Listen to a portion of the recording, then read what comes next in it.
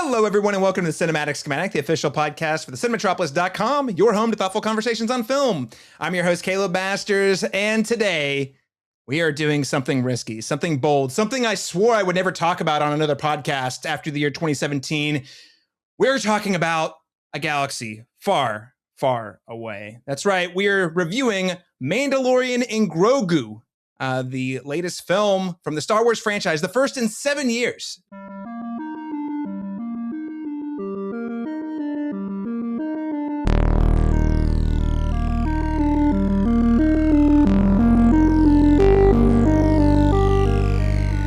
As always, we're going to start things off with an icebreaker question, and then we'll jump into a spoiler-free review. And as if we weren't already playing with fire by talking about Star Wars on the internet, we thought, why not make it extra risky and rank the movies? Let's put our cards on the table. So we'll do that in the spoiler-free section as well, and then we'll jump into a spoiler-filled analysis of The Mandalorian and Grogu afterwards. Joining me today, an incredibly exciting panel. If you were going to assemble your dream team of gangsters and scum and villainy from around the film internet, I think I got a pretty good crew here. Or if you want to be more noble, you could say your Jedi Council. My best Jedi Council. Just depends on how you guys want to identify. Of course, we have my co-host, an award-winning Oklahoma filmmaker, the head of Pride Programming at Dead Center, coming to a Oklahoma city near you soon, Laron Chapman. The force is with you, I think, yeah? Yes, it is always with me. And I would say I would be a good decoy for you. So if you need someone to kind of distract people with, any kind of film factoid thing, then I'll sit there and talk their ears off while you guys, make an exit. So I'll be good for you in that regard. Fast talker. So we need someone to fast talker. I can reel them in. I can reel them in. Yeah. You got the Han Solo energy. Okay. All right. Yeah. I can do that. So Laron Chapman, the Han Solo of this podcast. Also very excited to be rejoined by, she is writes for No Film School Final Draft, Jo Light. Jo, welcome back to the show. Thanks so much for having me. I love Star Wars so much, so I'm excited to be part of this discussion. Yes. So excited to finally talk Star Wars with you on a podcast. By the way, Jo has interviewed some pretty cool people about Star Wars over at No Film School, including the writers of Andor. Great interview, by the way. I'm plugging that for you, Jo. But anyway, folks, check it out. But she is one of the most knowledgeable and engaged Star Wars fans I know. She's actually talking to the people who make the stuff. That interview with Gilroy was so good, and I love him so much. It was an insightful interview about probably what is one of my favorite Star Wars projects of the last decade. So worth a read to viewers, listeners. Now, last and certainly not least, I pulled into the ether. I went into my forced meditation and I thought, Master Qui-Gon, who else should I invite onto this podcast to talk Star Wars? And really, he's like, duh, the answer's so obvious. I got to invite Darth Maum, Lanie James. Darth Maum, a.k.a. She is a card collector, Star Wars stan, pop culture critic. She is among the biggest Star Wars stans I know. She loves Star Wars so much that she went and worked for the space people over at JPL for several years, doing all the great, cool space things. Lanie James, welcome to the show. All right. Thank you for having me. Very excited to talk Star Wars. I think I also may have tried the Jedi mind trick on Caleb's, you will invite me to the next Star Wars podcast. I will say it was pretty awesome, Lanie. I sent you the text and you said, well, I am the most qualified person you know to talk about this. So. Yeah. I lived the Star Wars. Okay, Caleb, I lived the Star Wars. That's right. Even had to fight the evil empire. We'll save that for another podcast. Again, very excited to talk about Star Wars, a franchise that is near and dear to my heart, as with many folks out there. And before we get into any of our Star Wars centric conversation, I just want to remind everyone who's watching today, maybe you're watching on YouTube or Spotify or listening to us via one of your favorite podcast players as an audio only. The best way you can support the show is by subscribing via whatever podcast player you're using. If you are on YouTube, subscribe, ring the bell, like the video. Let us know your Star Wars thoughts. I posted my instant reaction to Grogu, and I've already had 3 people talk about how stupid my opinion is on the internet. Join the legion. Join the legion of people. And talking about Star Wars with us on the internet on YouTube. Leave a comment. We seriously, in all seriousness, love the feedback. One of the things I love about Star Wars the most is it really brings people together. It's a shared passion that I think many of us feel from time to time, even when we passionately disagree. So love being part of that community. Programming announcement I want to make before we jump into the Star Wars thing. As I mentioned a moment ago, Dead Center Film Festival, the 26th, in fact, is coming to an Oklahoma city near you. It is Oklahoma's biggest film festival. The Oscar qualifier, I should note, runs from June 10th to the 14th. So to give all the you listeners, all of the programming tips you need, we're going to be taking a bit of a break from normal movie reviews and covering Dead Center over the next couple of weeks. So next week, that's the week of June 1st, we're going to be hosting our annual Dead Center preview with Laron and several other folks on the programming team. We try to do that every year to kind of give everyone a little sneak peek at what's to come. So maybe you can best understand how to make your schedule if you're attending the Dead Center Film Festival. Also, a Cinematropolis contributor, Daniel Bokemper, is going to be on the ground covering the festival with some written reviews that you can find over at thecinematropolis.com. That'll be running during the festival, after the festival, and that week following. And then we're going to be returning to our normally scheduled programming with a review of Disclosure Day. Now, I hate to say it, we're having to push Disclosure Day by a week due to a lot of logistical programming, scheduling conflicts related both to the Dead Center Film Festival, but also personal schedules. So it's coming in a week late, but we promise it'll be worth it. This is a Steven Spielberg alien movie. We cannot. Yeah. We promise the skip review it. will be worth it. I don't know about the movie. We'll The see. review will be worth it. We'll let you know. Oh, we'll see. I love Spielberg. His late career is very hit or miss, but man, even when it's a miss, it's kind of interesting. So always eager to talk about his films. And hearing him talk about his approach to the film on the press tour for the film has also been pretty interesting. So very eager to check out the film. Extra eager to talk about the film with you, Laron, and some other special guests. That'll be coming on Wednesday, June 24th. We may have some other bonus programming, bonus content. A lot of movies coming out in June. So maybe it's Toy Story 5, other stuff like that. Anyway, might get some extras in there. And then we'll be back to business as usual with the review of Supergirl on July 1st. And then shortly after that, a couple weeks later, we're going to be doing our summer horror movie special. I don't know about you guys. Obsession is really tearing up the box office charts right now. We're going to be talking about Obsession along with several other horror films that have been released in summer 2026. And then, of course, the real epic of the summer, Christopher Nolan's The Odyssey. That's coming on July 22nd. So great run of films to talk about coming soon. Let's get to Star Wars, though. Again, as I said, this is the first time we've covered a mainline Star Wars project since The Last Jedi. For a variety of reasons, some of it scheduling conflicts, some of it the fact the movie was very controversial. We did not talk about The Rise of Skywalker. But The Last Jedi, love or hate that movie, I think the thing we can all agree on is that it divided audiences deeply. And there was a certain segment of that audience that became disproportionately loud online, which led to largely toxic conversations about Star Wars on the internet. So it became clear that not everyone comes to Star Wars for the same reasons.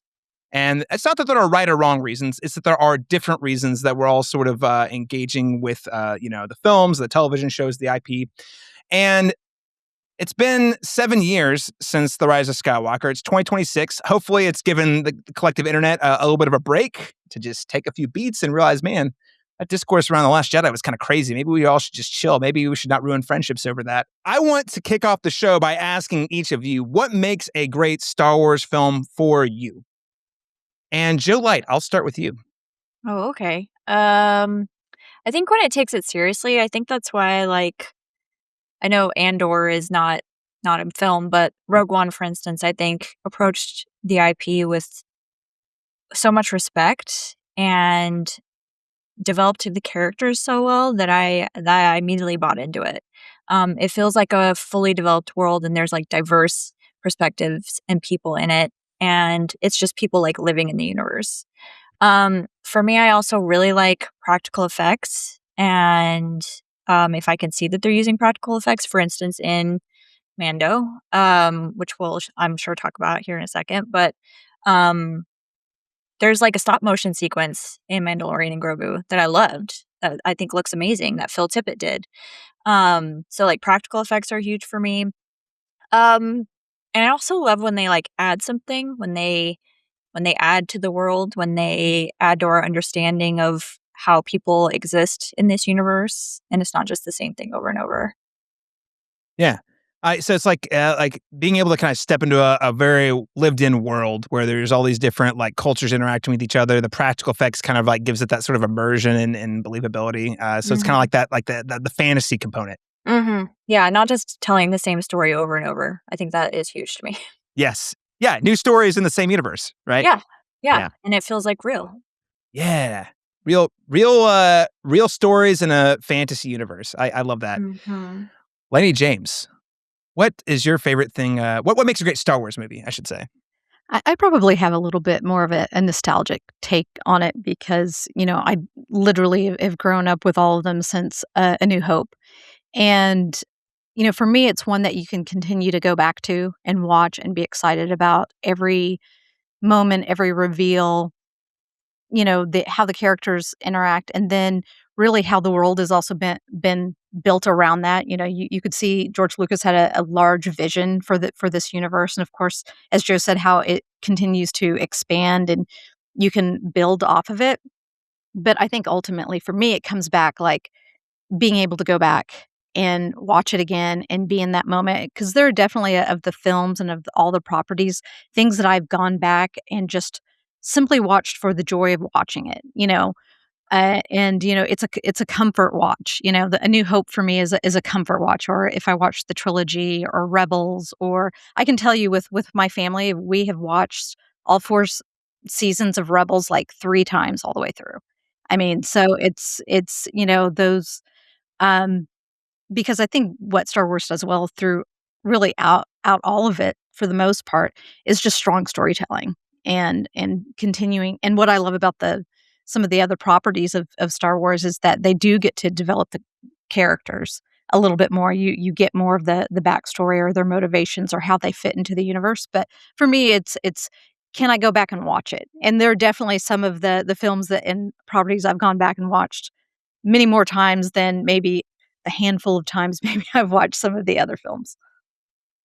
Well, it's great too. And there's like amongst the 13 movies total now, if you're counting Mandalorian and Grogu, but amongst the 12 previous, like there is quite a lot of diversity in terms of the types of stories you're watching. And even like, yeah, it's space fantasy, but I think the way that whether it's George Lucas or, the folks whoever worked on whatever, Ryan Johnson, J.J. Abrams, there's a lot of exploration of different like subgenres within the sandbox. Like for example, like I always think like episode 2, Attack of the Clones. It's like a whole like investigation detective movie with Obi-Wan going around, and you get like a weird, almost like noir energy at times to this like old school story, but it's still set within this larger framework of this big space fantasy or space opera, which is pretty cool. Laron Chapman. Yes. What makes a great Star Wars movie? I'd actually echo what Joe said. My spouse had never seen the originals, and so I had to go back and say, well, I've at least done that. So I felt a little bit more evolved in that. So, but he got real involved in the television shows. So he was like, I should probably go back and actually rewatch these. I was like, do it in chronological order, not order of release, but actually like as the stories would have taken place. And so, and it was funny, like talking about practical effects, like it's just how tactile those ones are, and how there is so much left up to the imagination, but there's something about having something that you feel like you can reach out and actually touch that brings something to, even if you know intuitively that it's not real, the fact that it's an object that is moving, that that you can actually hold with your hands, is something that actually just adds to the, I don't know, the viability or the suspension of belief for me. So I appreciate it though. So it's interesting how he started watching those, and then as we got into the digital age, he's like, how are the effects getting worse? As there is like, we're just gonna elevate again as you get further down the process. So it's the interesting reversal of that. So I'd say for sure, practical effects is also front and center, something that definitely resonates with me with it. And really in any movie, any kind of movie, like the difference between the old, the John Carpenter, The Thing, and then the one that came out in the 2000s, it's like night and day, because one used that tactile thing, even though it's cheesy to kind of look back now, but they actually used craftsmanship to make these things, these animatronic things work, and it just adds to that universe. But the second thing I would add is that anytime they lean into real world stakes and they're able to echo things that are happening perhaps in our own government, particularly as you recommended Andor for me, and seeing the echoes of that kind of authoritarian mentality and how it affects communities and societies and individuals within that world. When I find those parallels, then I'm able to forget that I'm watching a space opera and actually just get invested in the characters and the story. And so I'd say anytime it's leaning into that sort of thing, that's the kind of sci-fi that I gravitate towards. I like the recent Dune films. I liked Mad Max. These are kind of like they're alternate worlds, but they're commenting on things that we can relate to in our real world. And I think that allows everything else to fall into place, no matter how. Then I'm able to buy into the fantasy, buy into anything that's absurdist or surrealistic or fantastical. When it's allegorical, that's something that really resonates. Yeah, well said. I'll echo that. I think that's something that Joe was talking about, Laron, that you're reiterating. So I'll retweet that. I love it when you have these stories that are real. They are rooted in real things that we experience in the day to day. George Lucas made the original Star Wars, and it was based off of Vietnam, for example, and the types of like intergalactic struggles that those characters have, whether it's in the original trilogy fighting the evil empire, or the rise of authoritarianism in the prequel trilogy, those are very real evil forces that are impacting all of us day in and day out in one way or another. And so you're able to take these huge ideas and apply them in a way that we can relate to through a space opera. And that's a big one, because I think as I get older, that's the part that when I was a kid, it's kind of like the escapism of it. Mm-hmm. But then you realize there's the truth within the escapism that's really stayed with me as I've gotten older, which is why a show like Andor, for example, really, in a lot of ways, and it's bizarre. Andor, very much a show for adults, and it kind of did for me as an adult what Star Wars did for me as a kid, which is just crazy. I didn't think that was possible, honestly. Yeah. But so yeah, that's a big one. I also think going to the different planets. I love seeing new worlds of the imaginable. It's always best when they're practical, but even some of the CG ones in the prequels are pretty cool. Like Camino, for example, was a super cool planet. I just love kind of getting these like different biomes and like alien species within those biomes, and kind of just it adds that immersion. You're like, man, this place feels infinitely big. There's just so many things that can happen. Yeah. Mm-hmm.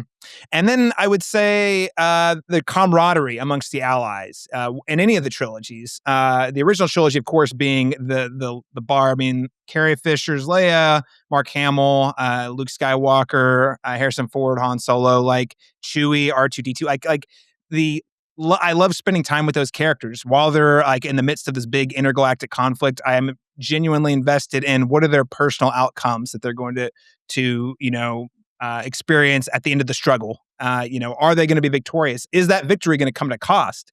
And I would say even the sequel trilogy, which we'll get into, I think drops the ball considerably.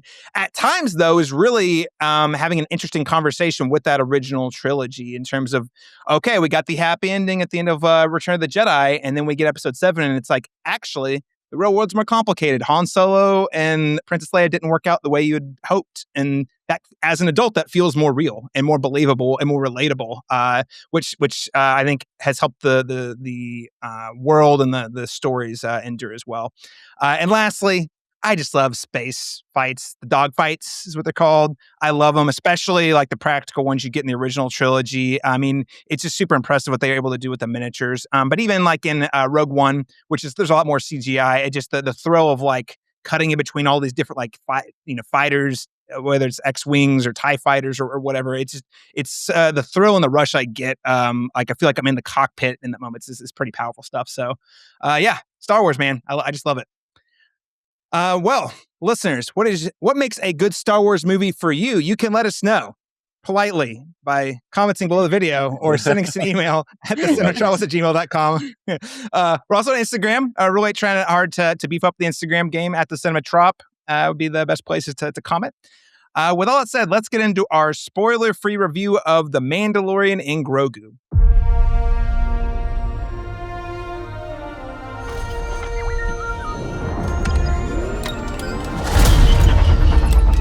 Hey, never touch the buttons.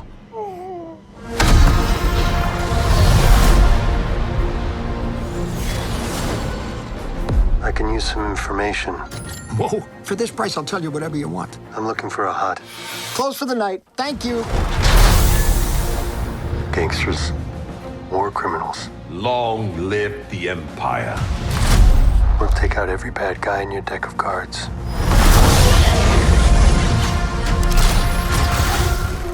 According to IMDb, The Mandalorian and Grogu is described as once a lone bounty hunter, Mandalorian Din Djarin, I would say it wrong, and his apprentice Grogu embark on an exciting new Star Wars adventure.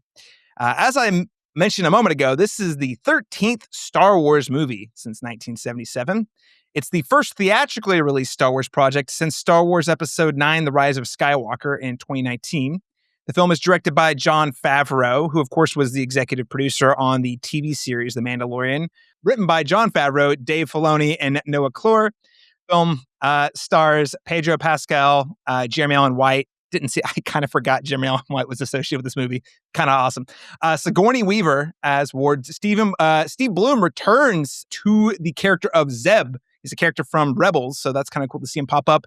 And unexpectedly, Martin Scorsese as the shopkeeper Hugo. Did anyone have that on their bingo card for 2026? I sure didn't. Seeing the name on the credits, I was like, okay, but where? It's like, where's that going to be? Yeah. I noticed the same thing. I was like, wait, Martin Scorsese's in this? He's got to get funding for that movie he's working on with Leo somehow, I guess. So Mandalorian and Grogu had an estimated production budget of $165 million, and the film had a $33 million opening day, 82 as of this recording on Sunday, May 24th. $82 million on its 3-day opening weekend, and an estimated $102 million through Monday for Memorial Day. That is the smallest opening for a Star Wars movie since Disney bought Lucasfilm. Just $2 million behind Solo: A Star Wars Story. Now, we're not going to get too much into the economics. That's not great news. It's also the first post-COVID Star Wars film in terms of box office. But what I will say is the good news for Mando and Grogu is $165 million. The Solo movie cost over $300 million. So it was a significantly more expensive movie. So the risk is a lot lower. Yeah, there's less to chip away at there. Yeah. Mm-hmm. So, before we get into our reviews, initially I had this question: do you watch the Mandalorian TV series? But actually, it might be better to go broader. What is you guys' experience with the Star Wars relation? Which of the series have you watched or kept up with? Are you how familiar are you with all the characters that we see in the film here? Laron, I'll start with you. I have not watched The Mandalorian, so I walked into it, I was like, am I going to be completely lost when I watch this film? Because I know it's a theatrical release movie, but how much context am I missing here? And he's like, I think you'll be fine. He's like, I think you'll be all right. And you're right. I think for the most part, I'm familiar with the characters because I live in this world, and I see the merchandise. You can't escape Baby Yoda.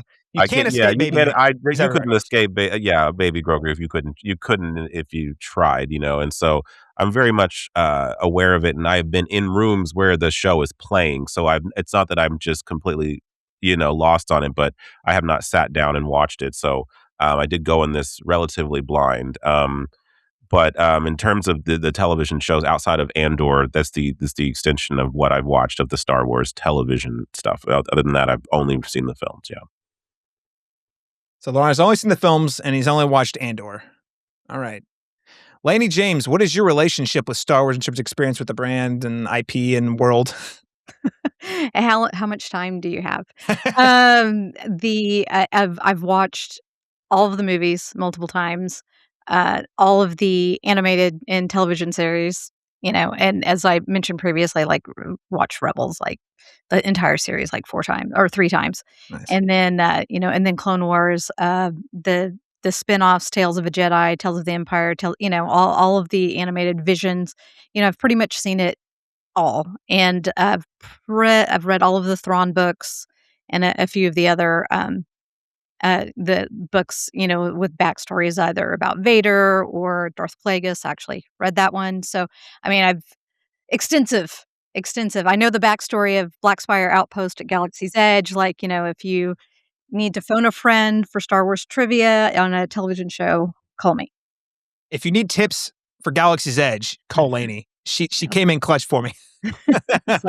so very, very familiar with all of the storylines, because I just love the expanding universe. I may not, resonate with every single story, that it's out there, or series, and there are definitely some that I like better than others. But we watch all of it. And sometimes we do like these massive marathons where we start literally at the beginning of the timeline, and then we go all the way through to whatever is current at the time, but in chronological, timeline order. So, man, that's a lot of stuff. That's pretty cool though, because you really get the fullest picture of the whole universe. Nifty stuff. Jo Light, what is your experience with Star Wars? I mean, very similar. I grew up a fan. I got special permission at my hometown library to read those adult Star Wars books. So I'm like very deep in the EU, which is now Legends, which I can be kind of prickly about, because those were my sequels. Like, that was the story that I was invested in. That's why I think some of the sequel trilogy frustrated me a little bit. I think my only blind spot is Skeleton Crew. I just haven't gotten into that one yet, but everything else I've watched very similar to Lanie.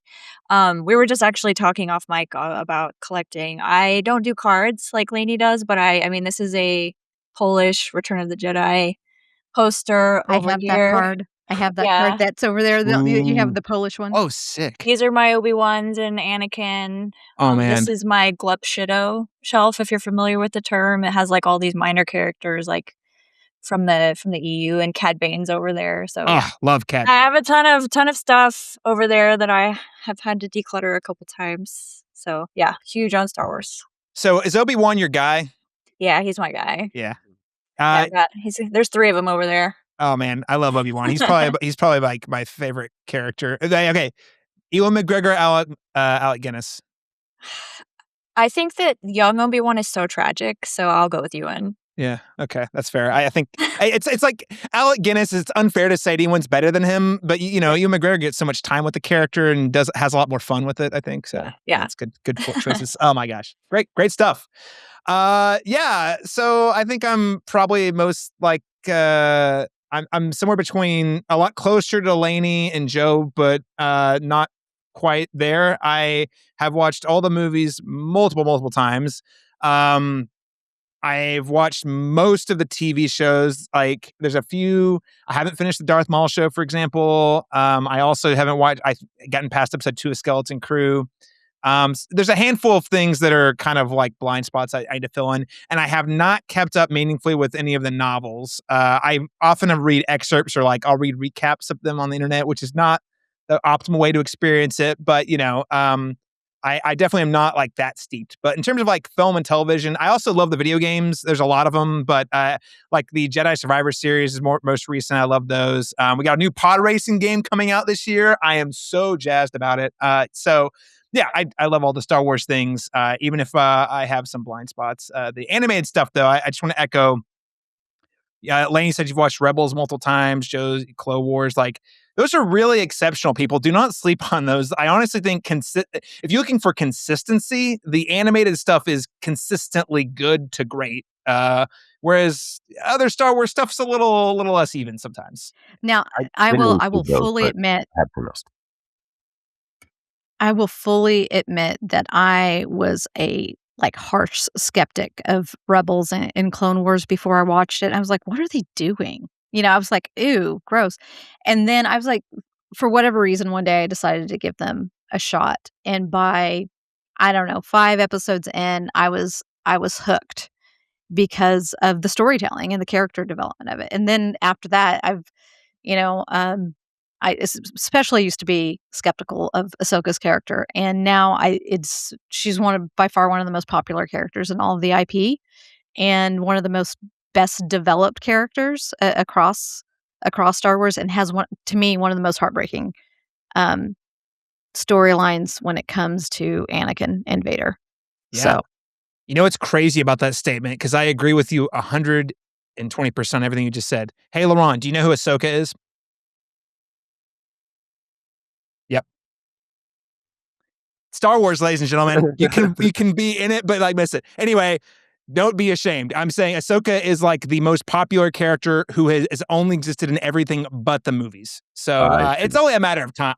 It's only a matter of time. I am confident. She made a live action debut in the Mandalorian TV show, actually. So, and then she has her own spinoff TV show on Disney Plus. New season coming 2027. right. And if you want a truncated, like shortened version of Ahsoka's story, there's actually an Ahsoka playlist of all of her animated episodes that really kind of flesh out the main portion of her storyline. Does she have like the like tentacles coming out of the back of their head? Yes. And I've seen she's them. a Togruta. Okay, so I have seen I have seen the image of that. I have not, and I'm aware of its existence, but not familiar with any of the lore, residing in that character. Yeah. Yeah. Well, and I honestly, the only reason I brought that up was I just think it's interesting. We have a very interesting like diversity in terms of like our experience with Star Wars, but it's so, when you say I'm a Star Wars fan or I love Star Wars, that can just mean so many different things, because you could genuinely love the movies and still not know who Ahsoka is, for example, which is just, it kind of speaks to like all of the content and like stuff you can read, engage with. But Mandalorian, I've watched all 3 seasons, and the Book of Boba Fett. Unfortunately, I don't know where you guys land on the Book of Boba Fett. The Book of Boba Fett, which by the way has a full-blown key Mandalorian episode in the middle of it. Like you have to watch it for the continuity of the next season to make sense. So yeah, all those things. Now that you know, listeners, where we come from with our relationship with Star Wars, what did we think of The Mandalorian and Grogu? And Lanie James, I'll start with you. What did you think of the film?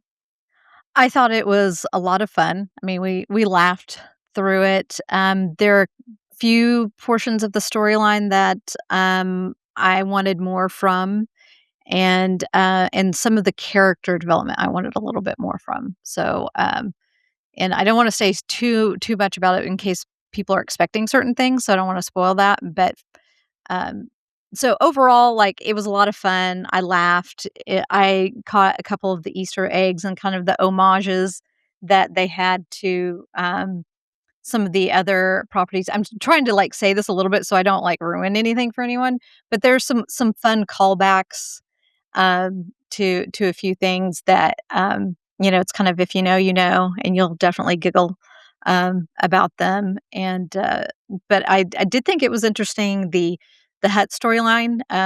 Yes. At the same time, I'm like, maybe I'm just not a huge Jabba the Hutt fan, so I was like, the Hutts, whatever. So, but it was definitely a lot of fun. A little bit Saturday morning cartoon messaging, I felt. But it's a good fun, like to go with your family, have a good time. You don't have to know all of the lore of Star Wars to enjoy it. To Laron's point earlier, and so I think that's where its strengths lies is that it's just a good fun movie, easily accessible, despite the fact that there is an seemingly infinite amount of Star Wars stuff to watch, read, play, or whatever. You can just jump into the movie without any of that and still have a good time. And there's those, like I said, there are those little Easter eggs in there, for the fans who want to go deep into it. If you look, they're there. I mean, Wada the Hutt, just go Wikipedia article that guy. He's popped up before. Laron Chapman, most casual viewer on the panel. What did you think of The Mandalorian and Grogu? I mean, I was actually surprised how engaged I was when I went to see it. Just in particular, feeling like I was going to be like there's going to be so much context that I'm missing that it's going to rob me of this is going to be indecipherable to me. And I didn't feel like it was the story felt pretty streamlined to me. It wasn't super complicated. I'm sure there are things I'm missing, but you don't know what you don't know. So I was able to kind of just enjoy what was in front of me. I will say, like, it's interesting. I think as a standalone adventure story, it had a lot of charm, to it, and I felt like while I'm fully aware that of the popularity of the show, and also I've seen the other films, um, I definitely felt like this did feel like an extended episode of a television show rather than perhaps an expansive theatrically released blockbuster movie. And there are obviously certain set pieces that I think would be bigger than what you would see perhaps on the show, but smaller than perhaps was what you'd see in the other films. So it kind of exists somewhere in between there. Um, but I did like that some of the fat was just kind of trimmed here, and they just kind of told a kind of, I won't say it's a contained story because again I don't know what elements I maybe am not privy to that may have been alluded to in the show, but the story that's being told, I felt like it was streamlined enough for a casual viewer to enjoy it. Um, I, I don't know if it truly if it's adding anything particularly new or memorable to the IP at large. It does feel slight in comparison to some of the films that I've seen. But given that I like the Saturday morning cartoon reference because that is what it felt like, and it's fun in that sense. Like if you're looking at it as like this isn't maybe super integral or important there maybe, but it does if you are a fan of this universe. I don't think anyone is going to argue that they got to spend another 2 hours with these characters in this universe. And so even me, a novice to it, went into it maybe with a little bit of trepidation and was able to be engaged and enjoy it for the most part. All right. Ron Chapman coming in positive. What a twist. Jo Light, what did you think of The Mandalorian and Grogu? It was fine. I think it was inoffensive. As like a Star Wars fan, I think this was fine. I think outside of that, if I'm thinking like filmmaker brain, I'm like, ooh, this has issues. I think what Laron is saying is basically spot on. It's like this felt a little episodic and like you could almost see where the episode breaks would be 100%. There was four episodes. Yeah. Like it's like up, cut to all right. That's when the next episode starts. It's yeah. Again, as like a writer, I'm thinking, what is this about? Like, what is the actual like theme that we're? And you could like kind of, if you like squint really hard, like you could probably find something in there about like parenthood and sons, but like it's kind of like not about anything. It just is. It just is. So like if you want something that is just kind of like what you're saying, like Saturday morning cartoons, you like have it on, you enjoy it, then you move on. I don't know like that it's super impactful as a Star Wars film. I don't know, again, like what we were saying, that it adds a lot to the IP. Some moments I really liked. I really liked a lot of the sequences actually on their own, which we'll talk about in spoilers, I'm sure. But yeah, it's just kind of fine for me. Fine. I think. Yeah, always love Pedro Pascal. Anytime. Even though I think he might have worked for like 5 days in this movie. And then was in a VIP booth. Yeah. This is going to be the best gig of his career. He's like, wait, I'm the star. They put my name on everything, but I only have to show up like 10% of the time and then do some VO. Yeah, why not? Yeah, it's great. I do love Pedro Pascal, and I think he's very good in the role. Whether it's his physical or voice performance, he's very good. I'm right there with you, Joe. Here's the thing. Did I have a fun time? I did. I was engaged. It was enjoyable as a Star Wars fan. Like, there's the Hutts thing, and you're like, oh yeah, that's Wada the Hutt. We saw him in Clone Wars ages ago, and there's this. Father, son, he's like, I'm trying to get out from under my dad's shadow. Like, and it's voiced by Jeremy Allen White. I'm like, oh, that's cool. So there's like things like that. I'm like, okay, yeah, that's pretty neat. But here's the thing. Here's my review of The Mandalorian and Grogu. It's kind of like a ham sandwich, right? Now, there are going to be people out there that say, Caleb, the ham sandwich is my favorite sandwich of all time. And to you, I say that's great. To me, it sort of represents like a thing that exists and you eat it and you're like, yep, that was a meal. It had protein. It had carbs. I'm not upset.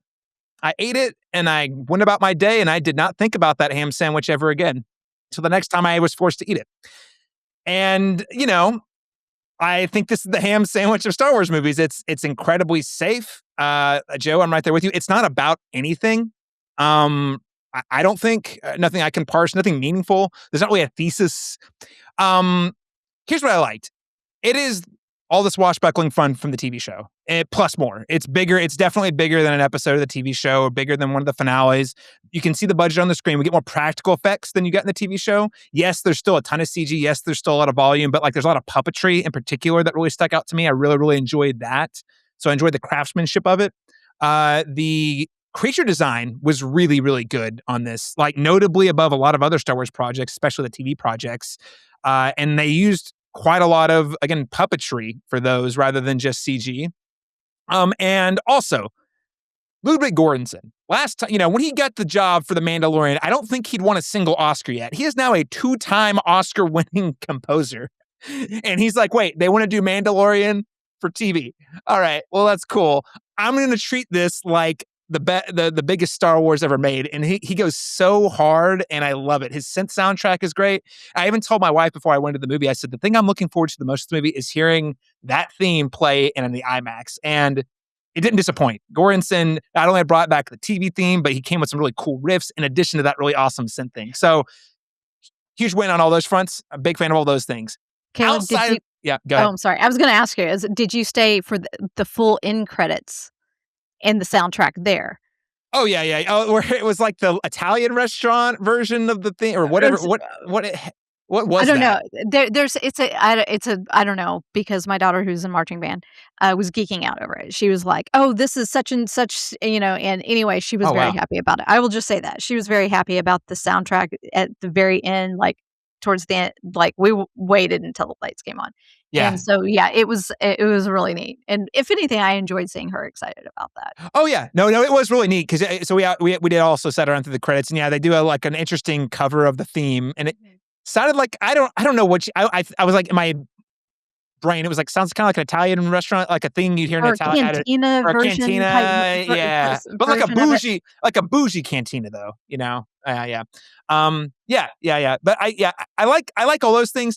Pretty much outside of that, I feel like it's a big nothing burger. It feels like a made-for-TV movie that was put in IMAX, and they're marketing the Forge for IMAX so much, but I really think that's disingenuous.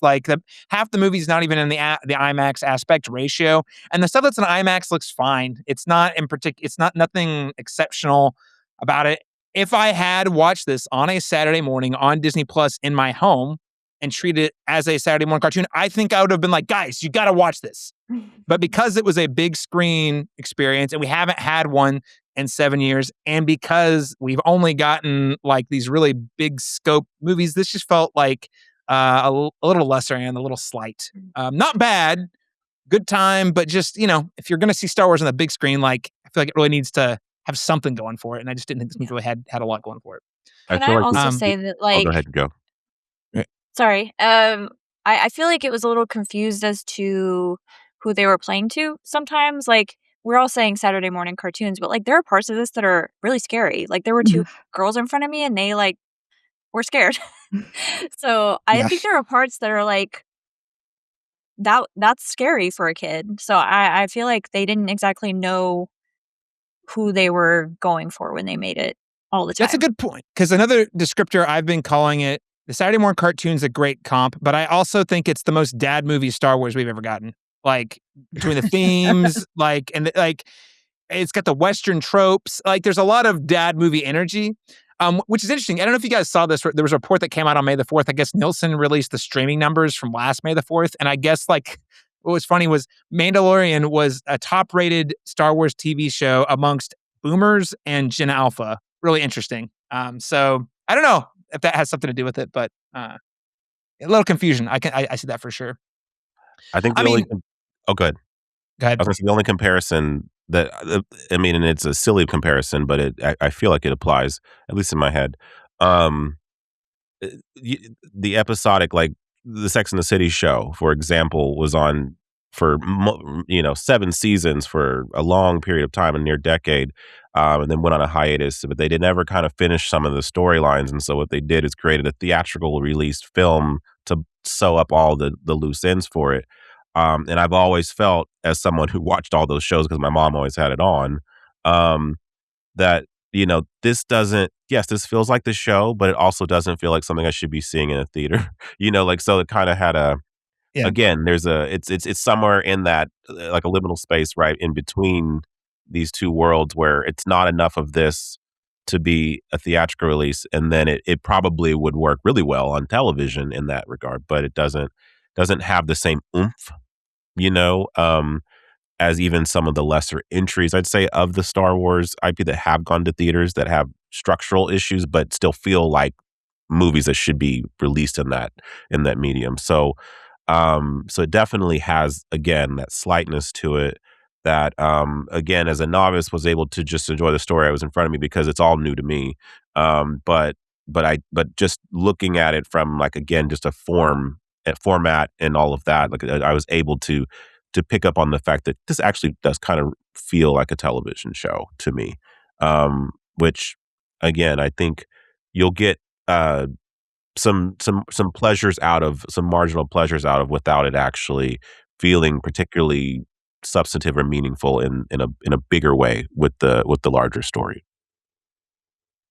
Yeah, no, I think that's right. And I think part of that to the structure that Joe mentioned, it feels structured like a TV show because it really does. Like when you're watching, you're like, this is the break or this is the cliffhanger for the next episode, but then you just go right to it. There's also this, because it's a TV show, and specifically these characters, they can only progress so much because at the end of the movie, they need the status quo needs to have returned to what it was before. So that way, if I don't even know if they're gonna do another Mandalorian and Grogu movie or if it's gonna be another season of the TV show, I don't know if they've announced anything yet. But like whatever is next, the status quo is essentially going to be the same as it was at the end of season 3 of the TV show. Yeah. You just have this movie where the characters really can only advance or learn lessons. They really don't learn anything. Like, that's the thing. It's the status quo must be maintained by the end. And that is a product of the type of TV show that The Mandalorian generally is overall, versus, a movie where you have characters who learn specific lessons, or there's big changes that occur, events that happen to them that then change the paradigm for what happens next. So you don't really get to do that in this movie, unfortunately. You mentioned, Joe, you're not sure who this is for audience-wise, or it seemed like they were unsure. And I don't know that Disney knows what to do with Star Wars at the moment. I mean, we'll talk more about that in spoilers, because there's been, literally dozens of, more than a dozen projects that have been announced. Most of them get scrapped or put on the shelf, or, we never hear about them again, for example. So I think coming out of Last Jedi and then the Rise of Skywalker, the outcome of that was Disney became so, I feel like they're so fearful of taking any creative risks, that they're like, what is the safest thing we can get on the big screen for audiences? We know people love the Mandalorian TV show. They have the streaming numbers to back it up, I'm confident. So they're like, well, can we just get a version of that on the big screen so we can start making some money? Because I know that was the thing. Whenever Bob Iger came back again, like it was within like a couple of months, like by the next earnings call, they'd announced Mandalorian and Grogu, like Star Wars was coming back to the big screen. So it felt like they're like, we got to get something Star Wars to the big screen ASAP. What's the easiest thing to do that's also most likely to make money, that's also the least likely to ruffle any feathers amongst Star Wars fans? And Mandalorian's one of those things that is very non-controversial amongst the fan base. It seems to me. I don't know if you guys have any thoughts on that. It was a safe business move. It wasn't a particularly daring artistic feat, So that's definitely how it feels. And I think that the kiddos that were in the theater, I was there, were having a good time. The adults, there was a combination of cheers and groans. So I was like, okay, so that's how. And the symphony of that was actually very interesting to me as somebody who isn't as invested, but is curious to know how it's being received by the audience that it's for. And so that was an interesting thing to kind of observe throughout the process of it. And but yeah, it's definitely, I feel like the story in many ways, like I said, it feels like it's its own standalone kind of insular thing that again you could highlight, edit, delete, and it wouldn't really change anything one way or the other. But if you just are clamoring for something to get lost in for a little bit and you love this universe, then it offers some some entertainment value in that regard, and some again, I keep saying charm because I do think there were real moments of charm in this. But I don't think there's anything particularly it's shallow waters in terms of in terms of the story itself, so Yeah. Well, Lanie and Joe, the most seasoned Star Wars experts I know.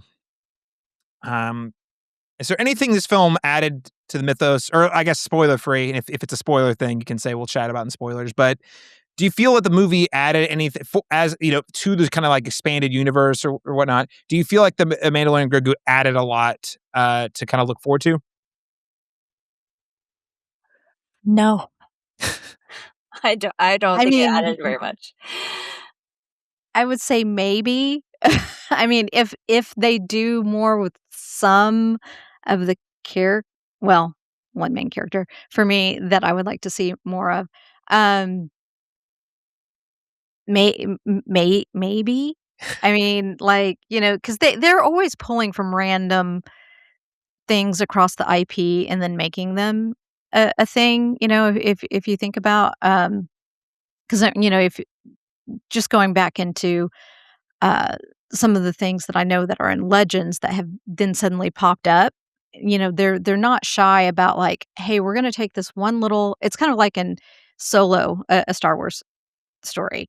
Here you get this backstory of why the Millennium Falcon has this kind of quirky personality within its computing system, and that ties back to a line like this kind of prequel ties back to a line that C-3PO says about the Millennium Falcon in one of the OG films of the Star Wars or Empire Strikes Back. I can't remember which one. I think it was Empire. So we may see something that, so that's why I say maybe. I can't say no completely, but generally I was like, it's just, yeah, it's a Saturday morning, cartoon, and your ham sandwich is a good friend of mine. Her name's Emily, so I want to give her credit for this. Is Star Wars is like pizza. And this one for this audience is you have different levels of pizza, right? But it's still pizza, and most people like, pizza, even if it's microwavable pizza to It's true. deep dish, New York or New York style pizza. Like parents, adults are really going to probably enjoy like a deep dish, lots of heavy topping pizza, whereas kids are maybe just want a plain cheese. Pizza Hut pizza, that, and I feel like this is in that mid range of pizzas. hot and It's ready. not It's the deep, Little Caesars. yeah, it's not Even a hot and ready, when it's actually hot and ready, is pretty okay. yeah, right, exactly. It's not the deep Popcorn. dish of Andor, right? It's not the deep dish of Andor, which is what most adults and parents are going to be really into. So it's but it's pizza, and so everyone likes pizza, and I like pizza, and even if it's microwavable at at school lunch, it's still pizza. So the Hutts, would they make a good topping? It's like a Hut topping, how they're like sardines. The I Hutts feel like they'd be topping, anchovies or something. anchovies. Yeah, it's just Okay, I have two things to add. I'm not saying these are actually additive to the lore. Jeremy Allen White as Wada the Hutt. I love Jeremy Allen White, and I thought Wada the Hutt was a hilarious character. I love that he was big and buff. Yes, I was very sad he was completely CG. It would have been nice if even part of him was like a puppet, like, Yeah. But either Like way, the chill had a moment. lot of fun with that character. Yeah, and to Blaney's point though, Wada the Hutt is a character that has existed in the lore for a while. He was famously, there was a whole arc about him being kidnapped in the Star Wars, the Clone Wars, and so when he was in, I was like, oh yeah, that's the Hutt from the Clone Wars that I watched like 10 years ago. it's the Hutlet. Yeah. He was the Hutlet We that closed they that loop, and were no one rescuing. even talked about anymore. We're back at it. Mm-hmm. And I want to say I could be crazy. Because maybe I'm like talking myself into it. I want to say there was a reference to the twins in the Book of Boba Fett, and I didn't know what that meant. And it's like, oh, we got to see the twins. That was kind of, I mean, I don't know if it's additive, but it was like, I did enjoy the kind of like exploration there. Yeah, that's about the extent. Oh, not additive. Sigourney Weaver, guys. They casted Sigourney Weaver in a Star Wars movie. Number one, that should have been a way bigger deal. Like, we're talking Alien, like one of the OG women in sci-fi, one of the most prominent women still working in sci-fi, and throwaway role. I'm sorry, just total throwaway role. And I know she gets to be a pilot at the end and make some incredibly actually, we'll talk about spoilers. They probably had her for like 2 days or something. It's what they did with Charlize Theron in the Fast and Furious franchise. Like, this woman is played in. Yes. She's Mad Max. She's Furiosa. She can drive a car. Why is she the lady in the room that screams? Why isn't she doing more physical things? She can do it. Yes. So I hope that character comes back and does something really badass at some point. But I will say, when they cast her, I was like, okay, so she's gonna have a moment. No, she's just here. Feels like she could have been played by any other actress, like that character, because they're seeing the character much to do. Anyway, hopefully that's for the future. But we did get Sigourney Weaver in a Star Wars movie. That's a thing that happened. Well, what you say there is exactly how I felt about Carrie-Anne Moss in The Acolyte. I was like, really? Yeah. Yep. I mean, I was full on ticked off about that. I was like, what? I also had, same. I literally watched The Acolyte based purely on the fact that it was Carrie-Anne Moss as the star. And, I guess spoilers for a show that got canceled that's 2 years old. The Acolyte, she dies at the end of the first episode and you're like, what? Acolyte, very inconsistent show. Though best lightsaber duels since the prequels, if not at least on the level of the prequels, if not better. Seriously, go watch it for the lightsaber fights. Pretty badass. All right. Well, what letter grade would we give The Mandalorian and Grogu? Jo Light, I'll start with you. Maybe like a B-. Yeah, I think it's just fine. Like, I could be really hard on it, and normally I am. Like, I can be really mean about movies. But even my husband, who doesn't care about Star Wars as much as I do, he was just like, I didn't hate it. Like, that's what his reaction was. Like, I didn't hate it. So I'm like, yeah, like it's just fine. So if you love Star Wars or love Mando, I'd say you can find something to like about it. As a film, it's not the greatest. I don't know. It's just fine. B-. B-. Laron, Chapman, what letter grade would you give Mandalorian and Grogu? It's actually interesting because I feel like I enjoyed it more than most of you, and yet I'm giving this a C+ because that just feels correct. Like, in terms of just overall, I mean, I feel like if I was to give it a B-, and that was to say that I genuinely, you know what I mean, like genuinely had a great time with this, and I think it was fine for what it is, and so that to me says, it's in that middle pack, kind of range, so yeah, I would say a C+, inoffensive but kind of forgettable. Yeah. Inoffensive. There we go. I like these reviews. Safe. Disney. Wait, who's the new CEO of Disney? I haven't learned his name yet. But that guy, whoever the new CEO is, anyone off the top of the head knows? Okay, whoever's running Disney, I forget the guy's name. They just took over a couple months ago. Tomorrow. Tomorrow's like inoffensive Star Wars music to my ears. I don't have to deal with the fans. But worth it for the score. Worth it for the score. Because I will say, every time that score was hitting, I was like, oh yeah, I will just download this and I'll be somewhere else. I won't even have to think about this movie. I'll just listen to the score. It's awesome. So, dude, it's like on the Blade Runner level, like the Blade Runner 2049. Like, if I'm I want a vibe, I just turn it on. So actually, when I was getting pumped up for the movie, I went straight to the synth heavy part of the score and started listening to it. It's a good one. It's a banger. Lanie James, what letter grade would you give The Mandalorian and Grogu? By the way, it's Josh D'Amaro. Josh D'Amaro. He walks around the parks a lot, by the way. Oh. So I've actually talked to him a couple times. He's really nice. Oh, really? Yeah, he's very engaged with guests at the park. But that's when he was the president of the parks. So that's nice. Yeah. I actually was happy about that announcement. So that's great news. I didn't know anything about him, so that's good news. I love to hear the good reports. Yeah. I didn't realize initially. We didn't even realize who it was, but we knew he was kind of a big deal because it suit and walking around the parks and asking, and people were excited to see him. And then he asked, he was like, "Are you guys having fun?" And we were like, "Oh yeah," and we were having a great day. Southern California, great weather, and at Disney, but he was just really engaged, and you could accessible. I felt. Anyway, Oh, nice. not to get on tangent. So I'm giving it a B plus. And there'll be a couple of reasons why probably in the spoiler section, because there were just a couple of things that I did really enjoy and thought they did really well. And also there's probably a little bit of peer pressure from my family because they would probably say A, or maybe even an A plus. So we're going to give you the family rating, probably heavily weighted on my end because I'm here and they're not. So so I'll give it a B plus. Are people having a good time? Are they enjoying it? That said, I'm going to come in the lowest grade and give this a C down the middle. I think it's perfectly fine. I think it's got all the visceral fun, the adventures. It's got some cool set pieces. The VFX are hit or miss. The puppetry is great. Some of the volume stuff, not great. Some of the CG, even worse, which is kind of weird for a Star Wars movie. But overall, I had a great time. And once it's on Disney Plus, it'll probably be one I just throw on to have if I need something on while I clean or do laundry or cook or something. It's the perfect film for that. Will I be rushing out to see it again in the theater? No, which is bizarre because I think even The Rise of Skywalker, a movie I detest with every fiber in my body, I saw that one twice.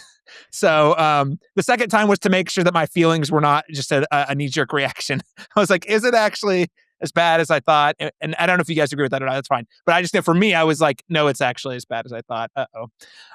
What other things would we recommend to listeners who enjoy The Mandalorian and Grogu? Could be a film, television show, music, video game.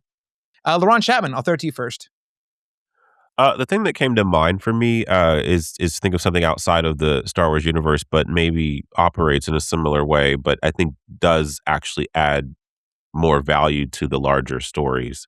Is James Mangold's Logan, because we have so much content on the X-Men. You had a trilogy and then some side tangents, and I just felt like that was a great late in the game, like, let's add more lore and meat to this particular character, give him a send-off that's really meaningful and impactful, gave it the R rating even, so they were able to do things that even the more kid-friendly things weren't able to do.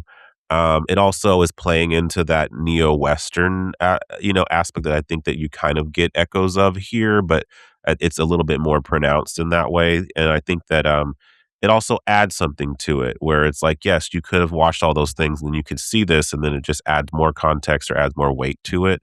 And that's what you want from something that I think is going to kind of be its own rogue thing, that is involving a character that you already feel like you know a lot about. And so that would be an example for me of something that I think what we all kind of are alluding to have wanted from this particular thing. If we were forced to have it, that's what we would like it to do for the rest of the Star Wars IP at large. And I think that Logan is an example of something that actually added value to the predecessors with that kind of standalone film. It's a great works as a standalone film, also as a capper. Yeah, it's a great recommendation. James Mangold has a Star Wars movie maybe being made. Probably not, but maybe. All right, Jo Light, what would you recommend to listeners? You kind of already called them out. I love those Jedi games. The first one has its issues. It's a little bit difficult in places, and the mechanics don't always work. But Survivor, I think, is a great game. And if you really like those little robots, little BD-1 robots walking around, you'll get to see them in the game. And I love him also as a character. We're going to talk about Andor a lot, but I'll always recommend Andor. It's insanely good. It's better than any Star Wars has a right to be. And then I will probably talk about the EU books too a little bit later, but I would highly recommend getting into the EU if you're really excited about Star Wars. Yeah, there's a wealth of books. You can read the post-Disney acquisition books, or you can go to the pre-acquisition, which is totally different. But as Lanie has already talked about, and Joe, you mentioned this too, that's not canon, but then yet they'll go grab Grand Admiral Thrawn and then incorporate him to canon because he was such a popular character before the acquisition. So Disney is, I will say, Disney, Dave Filoni, whoever's running things in the story group at Lucasfilm has been very intentional about picking and choosing and being clever about how to incorporate non-canon things back into the canon. So that's a great recommendation Yeah, there. for sure. Lanie, what would you recommend? I've already alluded to it, but I give you well, one thing I do want to acknowledge is in the games, thank you to all the people on YouTube who stitched together the storyline so I don't actually have to play the game so I can get the story. Because Pretty good stories too. I'm awful at playing any of those games. So I'm not gonna do that. And so I do appreciate the people that stitch those together so I can watch it and get the story. I'm gonna expand on one thing from the EU is that in the books is the Thrawn series by Timothy Zahn. And I feel like for me, the best way to enjoy those books is on audiobook because it's like listening to a movie or a show, and it's the production on those is I think is excellent.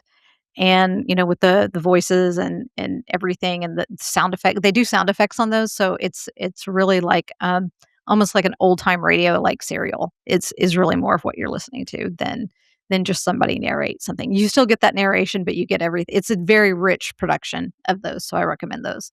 And then the biggest thing is, though, I give you the journey of Ahsoka, and is to go to that playlist and watch all of those key episodes. If you don't have time to watch seven seasons of Clone Wars and the movie, in the movies, there's Clone Wars animated. I forget the movie. Yeah, you start with that one, and then the 7 seasons of Clone Wars, and then the seasons of Rebels, because Ahsoka actually goes into Rebels, where kind of before she goes into live action. And I think even now is the continuation with the Ahsoka series, because Ahsoka is the character that has been created and curated by Dave Filoni since her inception, since the fact that George Lucas revealed to him, no, Anakin does have a Padawan. And, and then from there, Dave took it and is really, and has taken such care with that character's development and storyline through, across these properties that, and, Tales of the Jedi. I mean,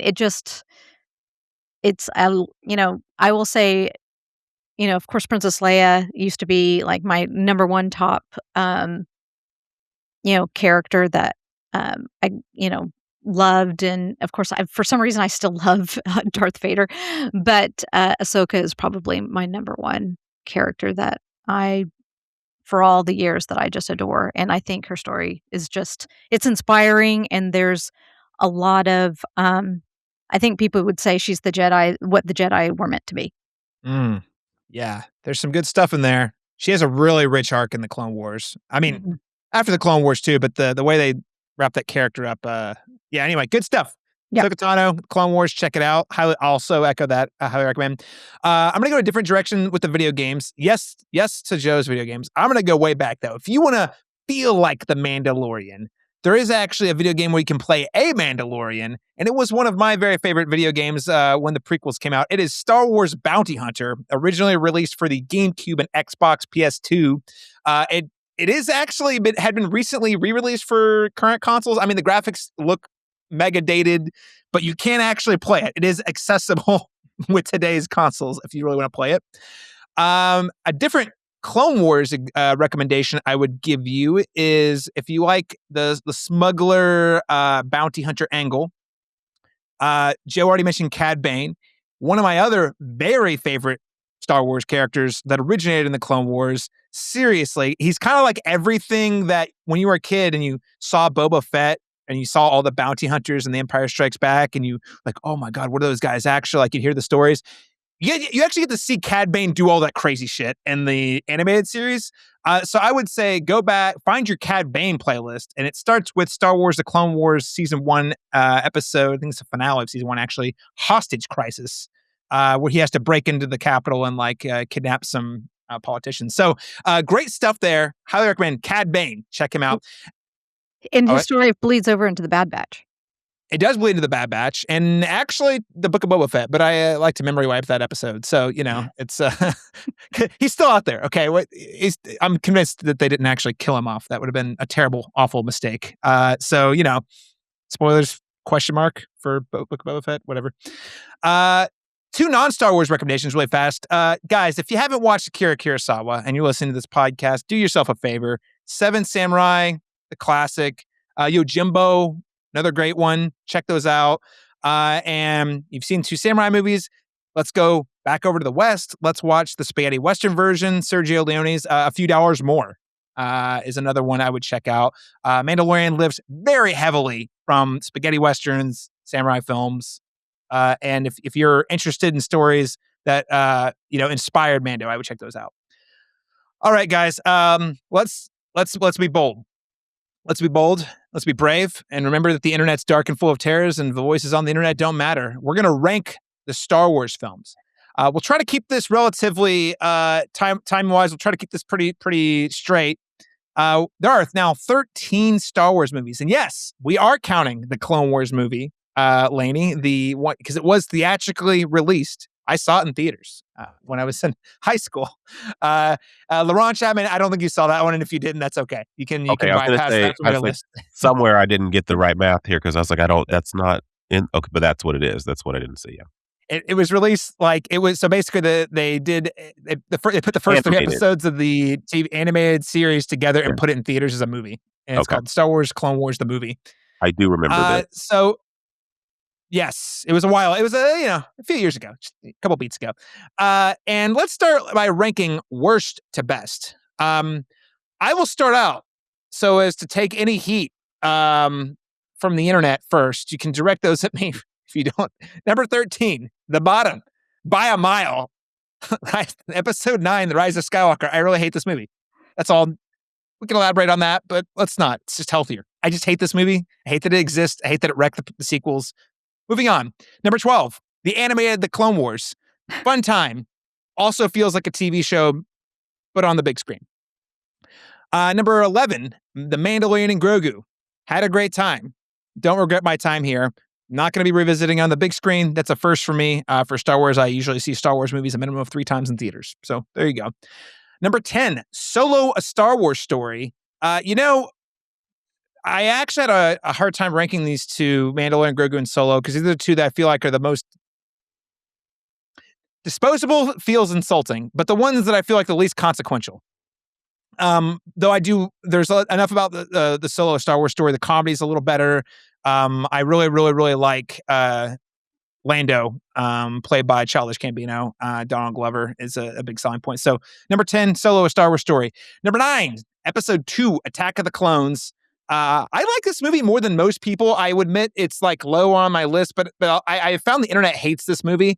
The Anakin Padme stuff is truly atrocious, but pretty much everything else I really like. Episode 1, Phantom Menace. Number 8, Duel of Fates, Darth Maul. Need I say more? That's it.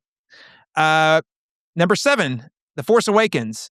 It wasn't novel, but I really love those new characters, and it did get me really excited about Star Wars again after it had been away for a while.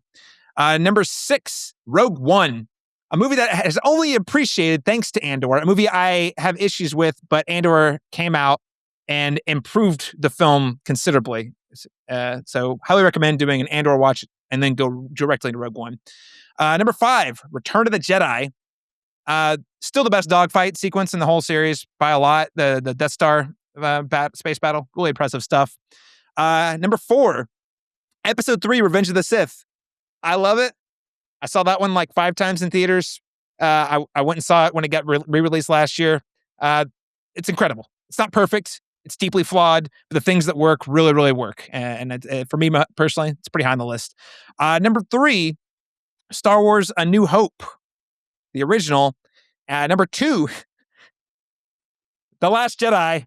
Almost my number 1. You ask me tomorrow, it might be a different answer, but Last Jedi, I love it. It's also got a couple of issues, but overall the highs were so incredibly high, and the vision was so bold, and what they did with Luke. I really, really loved what they did with Luke. Just a great freaking movie. Not to mention the Holdo maneuver, that moment in the theater as an adult, top 5 theater going movie moments of all time. Whole theater, everyone gasped. Amazing. And then of course, number 1, Episode 5, Empire Strikes Back, because of course it is. Yoda, cliffhanger ending, Boba Fett, the asteroid the flight to the asteroids is actually, I feel like, a very underrated sequence. It still has one of my top 3 favorite Star Wars themes that plays when they're flying through the asteroids. So it's pretty cool. Those are my Star Wars rankings. Send all the heat. Last Jedi, better than the original movie. Can't wait to hear what people think about that. Lady James, what is your ranking for Star Wars? Okay, this can always change. So that's my disclaimer. Starting with number 13, Solo, a Star Wars story. See, and somebody agrees with me. They just sent him out. They sent him out. Solo just passed out. They put him on a gurney and they sent him away with that news. Yes, absolutely. Number 12, Clone Wars, the animated. As much as I love Ahsoka, that movie is a little bit, I don't know, maybe I've got a bias against Hutlets. I don't know. And then number 11, this is where Caleb and I do definitely disagree. I have The Last Jedi. There are definitely portions of that movie that I really love. And this is my quick disclaimer, that the fight scene in the throne room, Holdo's things, but I feel like they broke that camaraderie that you're supposed to have with kind of your trio by splitting up the characters and whatever continuity in the storyline. Sorry, I think that's why we get so much retconning in Rise of Skywalker. So number 10, Mando Grogu. 9, Rise of Skywalker. I enjoyed it. I had a lot of fun. And Palpatine was always meant to come back. If you know, you know. There's always cloning. There's always a plan. It's in the Aftermath books, people. Okay. And then 8, Phantom Menace. I don't know. The pod racing annoys me, but but the Duel of Fates is also like probably the greatest lightsaber fight of all time. But I really liked Attack of the Clones just because of the sleuthing and kind of more of the backstory. You're starting to see this kind of plan come together that the Empire or that Darth Sidious has. And then Force Awakens, just because it was nostalgic. It was kind of here where we have this new band of do-gooders that are going to come together and save the galaxy. So I just like the energy of that. We have the introduction, and I like the end scenes. 5, Revenge of the Sith. I mean, there's nothing more badass when Anakin, goes to the dark side and then battles Kenobi. So, yeah. And then Return of the Jedi. Just it's fun. It's the the final kind of closing of the chapter of Vader and his redemption. 3, A New Hope. 2, Rogue One. And I always jump Rogue One around a little bit because I feel sometimes it can go down to 3, it can go up to 1. So I put it down at 2, and then I think we agree on Empire. Right. Leigh and I are still friends, people. It's great. We're still friends. She ranked Rise of Skywalker over The Last Jedi. We're still friends. See, it's all possible. All in good faith. It's possible. Jo Light, how would you rank the Star Wars films? Several of ours are the same, Lainey. However, I feel they did the universe, the characters, such a disservice in the sequel trilogy that I have Rise of Skywalker last. And then The Last Jedi. I hate those movies. I hate them. Oh, heartbreak. The passion. Then I have the Clone Wars at 11, Mando at 10. Solo at 9. I'll admit I've only seen that once. I probably am due for a rewatch on that one as well. It's Solo again. It's only Solo. I'm telling you, very sensitive, guys. Oh, God. His ambulances are coming. Alden Elkreich needs some work. I guess they're coming. I have Force Awakens at 8. I had a fun time going to the theater and experiencing that movie, but as an EU fan and knowing like what could have been, just at large, the sequel trilogy frustrates me because there's so much they could have pulled from, so much they could have done, and they just recycled the same stuff from the original trilogy, basically. And the fact that I know that we already mentioned like Han and Leia, they're separated, it's real. I hate that. I hate it. They're supposed to be married and have 3 kids and be in love and be running the galaxy. 7, I have Attack of the Clones. I think it's the weakest of the prequel trilogy. Then I have Phantom Menace, my beloved. Revenge of the Sith, I have at 5. Caleb, have you read the novelization of that? Yes, and it's excellent. It's Like actually exceptional. Like it not only is it like it improves your appreciation for the film. I thought. It's so good. 4 I have A New Hope, and then my top 3 can shift around also. I have 3 Rogue One, 2 Empire Strikes Back, 1 Return of the Jedi. I know that Return of the Jedi is like technically maybe like a weaker film than Empire. Empire I think is so beautiful and so emotional, but I just love how everything comes together in Return of the Jedi. I love seeing Luke come into his own and confront Vader, and that entire end sequence is so brilliant. I just love it so much. Yeah, I think it's easily the best, at least in the top consideration for the best third act of any Star Wars movie. Like the three storylines all having their own climactic sequences, and all 3 of those sequences were like really emotionally compelling too. Yeah. I thought, yeah. All right, Laron Chapman. Hey. Notice we're all still friends, guys. We haven't heard any. No one's punched each other through the screen yet. So Star Wars opinions. Laron Chapman, how would you rank the Star Wars films? Yeah, so other ones I've seen outside of the animated ones, I would say that the Rise of Skywalker is definitely dead last. Because I felt like it just completely undid all the goodwill of The Last Jedi. I'm also someone who really very much appreciated the bold take. I understand as someone more steeped in the lore, it probably angered more fans and again, me being a novice, I was just like, well, this is just interesting that this is a Rian Johnson movie through and through, and he found a way to make his sensibilities to take those kinds of bold swings, and still have it, exist in this universe. So I have Rise of Skywalker at the bottom. I have Solo right after next. Wait for the ambulance. I have Attack of the Clones at number 9. I have The Mandalorian and Grogu at number 8. I have The Phantom Menace at number 7. Number 6, I have Revenge of the Sith. Number 5, one I actually do quite adore. I actually really like Rogue One as well. This is one that I randomly saw at my mom, who has not seen a single Star Wars movie, doesn't like fantasy whatsoever. She loved that movie, and that just says that it was accessible to somebody who was not at all steeped in the universe. Number 4, I have The Last Jedi. Number 3, I have The Return of the Jedi.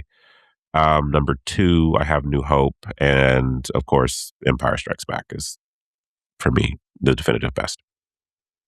There's so much Star Wars out there. I also want to see what you guys think. What is one non-film Star Wars piece of media that you would also recommend alongside the films? Like you think it's on par with the quality of the movies? And I should say rule, if someone picks one, we cannot say it again. Laron Chapman, you go first on this one. Considering that you have the least exposure yeah, to Star Wars. they pick mine, then I don't have one to pick. But yes, I would say that, and I do think many of us would probably, it is somewhat of a cheat. I've only seen Andor, but I will say of all of even some of the films, I would say that storytelling wise, it's some of the most thoughtful, expansive, timely, urgent, like it's really saying something while using the Star Wars universe as a backdrop to have some real life, kind of real world stakes. Again, that's what I like most about these films whenever they lean into that. And this one for me is just kind of tailor made to my sensibilities. So I would say, yes, a theatrically released version of this is something I would absolutely love to see.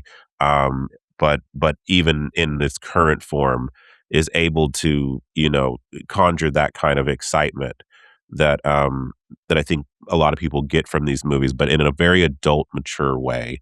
And so I would say Andor would be my pick for that. If we had time, we could make this the part 2 of this podcast, an Andor podcast. But totally, Laron. Andor is, like, I think, Joe, you said earlier, it's better.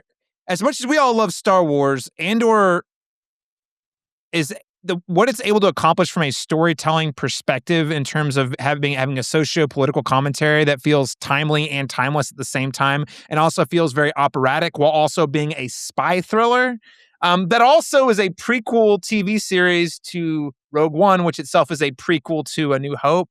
Like, what a feat, man. I get chill. There's so many moments I get chills from Andor, and honestly, probably the best writing of any Star Wars, like just in terms of like pure script writing, like dialogue writing. I mean, it's got to be the best, right? So great pick, Ron. And listeners, this is just this whole podcast was really just an excuse for us to pitch you to go watch Andor because it's fantastic. Jo Light, what is one other piece of Star Wars media you would recommend to listeners? I'm gonna call out one of the books specifically, The Crystal Star, by Vonda and McIntyre. It is so good. I read it. That was like one of the first ones I picked up as a kid in the library. It's from 1994. It has this beautiful cover art by Drew Struzan that I love so much. It is EU, obviously now Legends. It's Han and Leia's kids get kidnapped and they have to like use their very newly formed Jedi powers to escape. And meanwhile, Luke's out doing something with Han, I believe. It's just a fun like addition to, I think, to the Star Wars universe. It's just I have read it several times. It's really good. Drew Struzan, R.I.P. What a legend. His stuff is iconic. Great recommend there. Lanie, what is one other piece of Star Wars media that you would put up alongside a Star Wars film?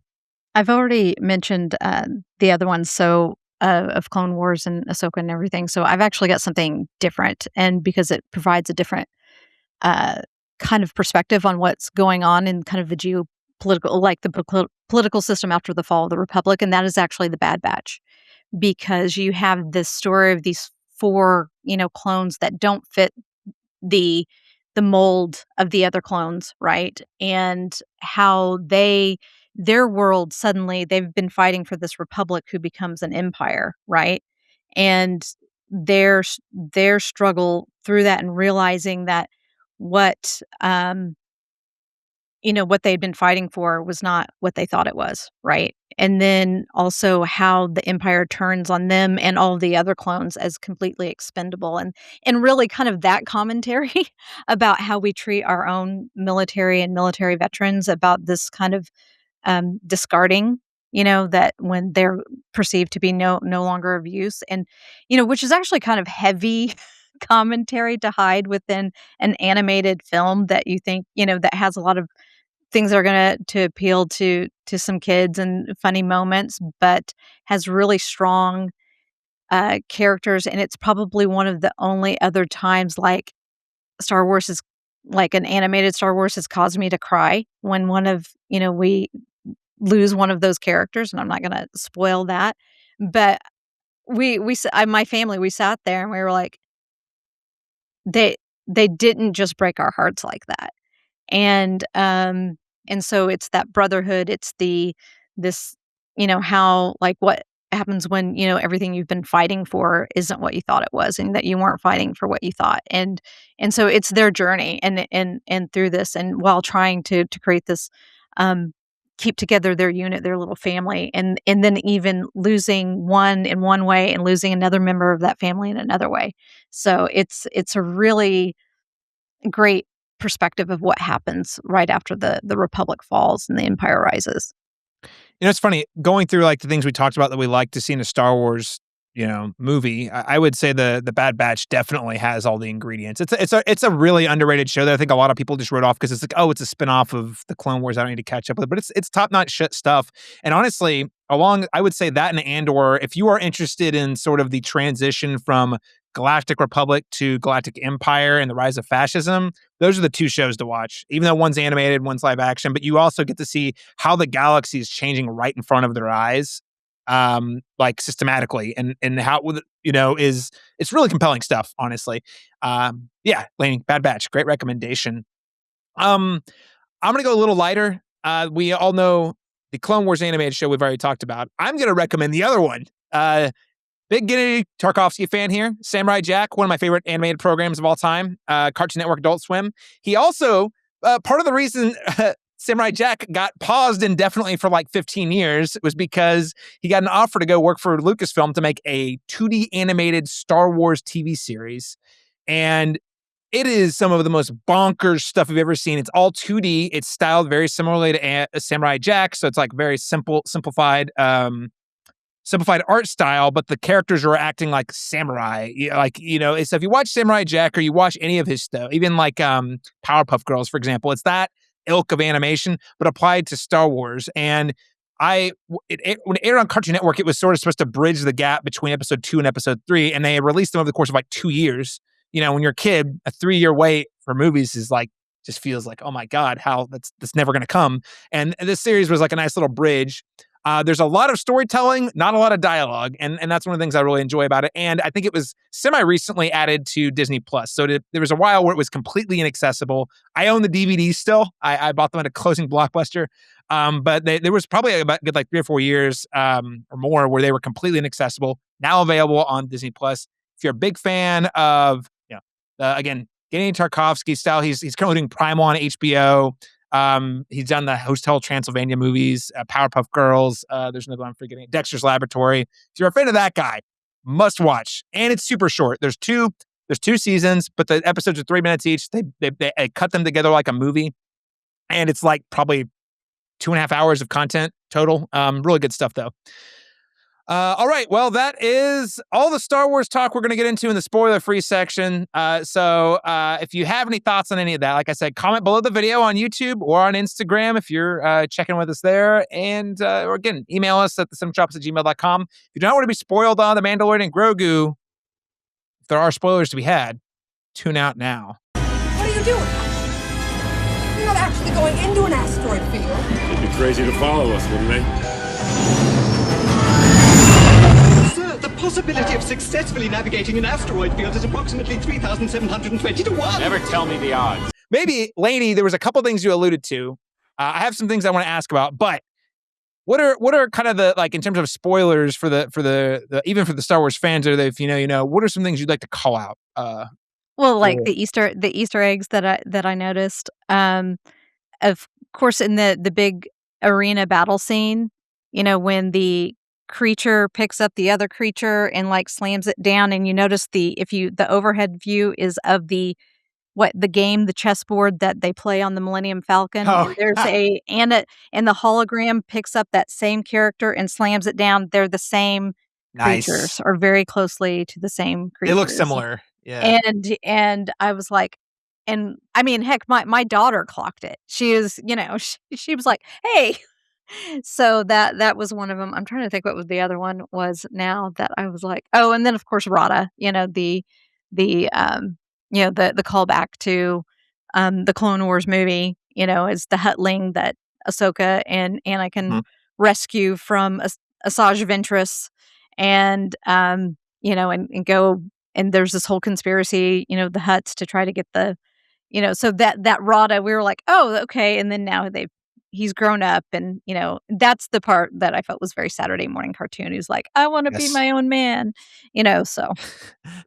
My dad was a gangster and a thug. I want people to love me for who I am. That was sweet. That was nice. I just wish it actually, that's a great segue actually. I kind of wish it kind of led to a meaningful character growth for Mando or Grogu. One of the main questions I want to ask you guys about is, this is definitely leaning into a lot of trope, like it riffs on Lone Wolf and Cub is a manga series that was turned into movies. These movies lift heavily from that we haven't mentioned yet.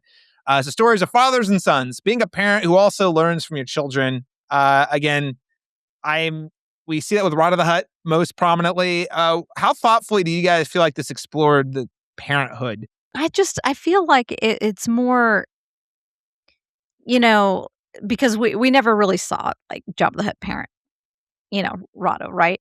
And with right now, I feel like with Mando and Grogu, it's really more of a mentorship thing than a parenting type thing, So, except maybe at the end when he was like, "Okay, now I'm going to teach you how to fly the ship," because he didn't know before, and so that's where I was like, I don't feel like it's necessarily a father-son type of dynamic just yet. I don't know. Oh, well, okay. I don't want to debate that necessarily because I that's how I've been reading their arc on the show. Well, I think that's how it's meant to be read. Don't get me wrong. I think that it's meant to be read that way. I just it's just I'm not buying it yet, and maybe that. Yeah. Okay. No, that's totally fair. That's totally fair. Joe, what do you make of this? Mando Grogu, is it father son? Is it Jedi Padawan? How are we supposed to interpret this relationship? Yeah, I mean, they've written themselves into a corner by not letting Grogu talk. Like, there's only so much you can do playing off of a character that its only trait is like being cute and occasionally using the Force. So, and I will say, like, I love the Clone Wars. Obviously, I love a lot of the TV, but I don't know that Dave Filoni should be writing features. I hated some of the dialogue that Rada had, where it was just like, I'm just showing up and I'm going to tell you everything that I'm upset about and everything that I want and all my goals. End of scene. It's just like, I thought that writing was incredibly clumsy. Could have worked in a TV episode, maybe of Mando or Clone Wars, but here it's just really heavy-handed and I did not like it at all. I think the only thing that I didn't say, like, in the spoiler-free version is, like, I guess the only thing this film gives us that's new is that, like, Hutts can be good, so it's not all Hutts. It's like, they're not all bad, I guess. I don't know. Yeah, I don't know that there's, like, any thematic meat here, because, yeah, no one's, like, really growing. The relationships aren't changing. Like, nothing's really happening. Listen, we can't have Star Wars having opinions about anything, because if that do, those opinions will surely rub someone the wrong way. So let's just make it as sanitized as possible. I mean, that's how it felt to me. Again, the action sequences were cool. Like, I mean, there's a number of them. I thought the chase through the city was cool. All the arena stuff, everything with the arena was really rad. The climax. Oh my gosh, the climax. Guys, did you know the New Republic just committed genocide? Din Djarin, apparently they can just take orders from the contractors. The contractors just blow up this location. Yeah. We saw the Hutts were all living there at the beginning of the movie. Those Hutts had nothing to do with this, I guess. They had to get them in the starfighter somehow. Like, we had to see it. And we had to have Dave Filoni flying one of those things too. Like, get out of here. I don't need to see you in this movie 2 times.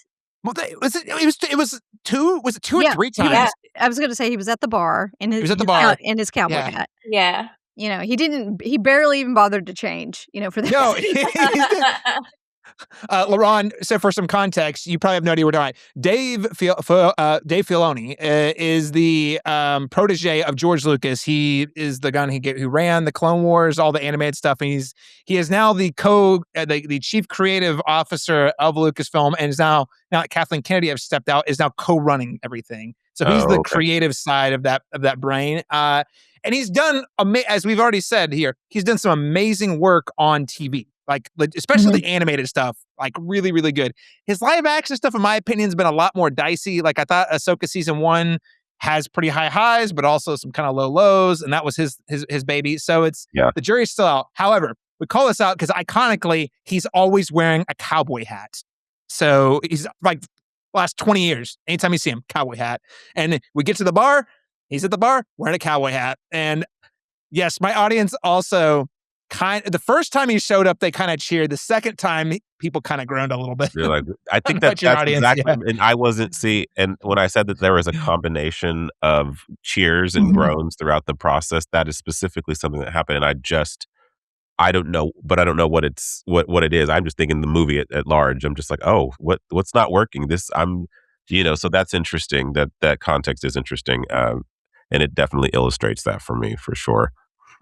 He's living his best life. He's got this good job. He got to make this movie. He got to be in this movie. And then at the same time, like, who were Star Wars fans going to blame now that Kathleen Kennedy's gone? Because guess what? There's been some major missteps, in my opinion, with Boba. The Book of Boba Fett, and even some of the struggles of Acolyte and of and just some of the things that we've seen, that we've talked about, that Kathleen Kennedy had nothing to do with. If anything, she just gave her people the freedom to do and to go, and a lot of those decisions have been made by Dave, or rubber stamped by Dave, and Jon Favreau and like, you know, when they're mad in a year, like she's not going to be there as the easy target. Listen, everyone knows Star Wars fans, specifically male Star Wars fans, love getting angry at that they find the closest woman to proximity of power and just take it out on her. And yeah, that's real, and it's unfortunate and sad. I think Kathleen Kennedy, it's not been a perfect handing off, but I think in terms of who's took over, she was the right person for the job. And I actually think I highly recommend, and this is a great segue to the next topic. If you're at all interested, read her exit interview. I think it was with Deadline. A lot of insights into what was going. I mean, she's not specific. She's very careful not to name specific names or most of the time. But there's a lot of times where she's basically like, we wanted to do this or we wanted to do that, but then, certain people said no, or she was saying Bob Iger. She was saying Bob Iger. Like in terms of like, why hasn't Star Wars been risky lately? Like, why haven't there been more movies? And like, I would say almost none of that is her fault. I think, in fact, I think she was one of the ones who was championing the Solo team, and I think she only fired the Lord Miller because like Bob Iger was like, this movie is getting too expensive. Like it's so. Anyway, that's a little of editorializing and interpreting. Highly recommend. I'll link it in the show notes. There's a whole interview with Kathleen Kennedy. I think she's been a great for the job. Really curious. And that's the thing. We're kind of at an interesting transition with Star Wars because we don't really know what the future looks like. So, since Disney bought Star Wars in 2012, the studio greenlit so many projects. I'll link this to literally more than a dozen, by the way, that have been announced or canceled.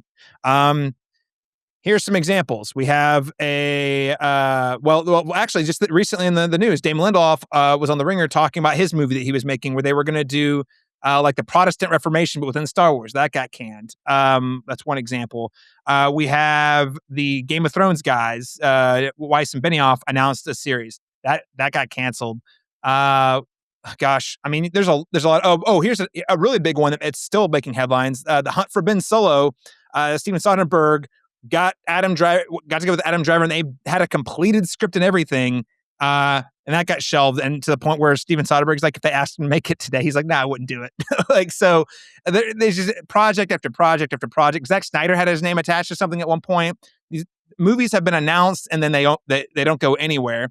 And with Kathleen Kennedy stepping down as the head of Lucasfilm, she named Dave Filoni, and I'm going to say her name wrong. I think it's Lynwyn Brennan as her successor. So it's a co-leadership deal, kind of like Netflix co-CEOs sort of thing.